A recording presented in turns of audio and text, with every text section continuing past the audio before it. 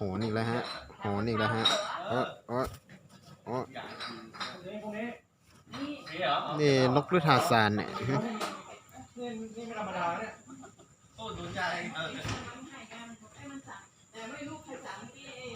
ากัดมั่วฮะกัดมั่ว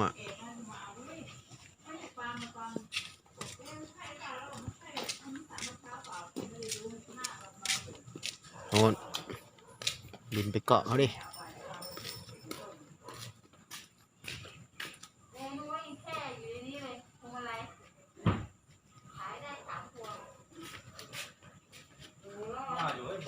มอง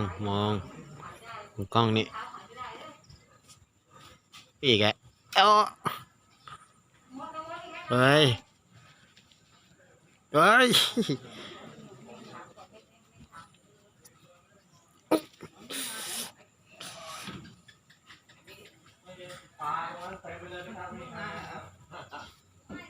อาขายไปกลางปลาสลิดโชกก็มาดิครับต่อยมาก็มาดิมึนจัดฮะก็มาดิครับนี่แหละนี่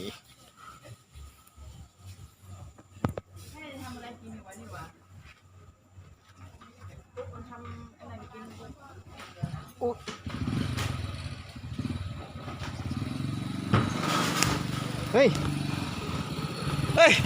ไปแล้ว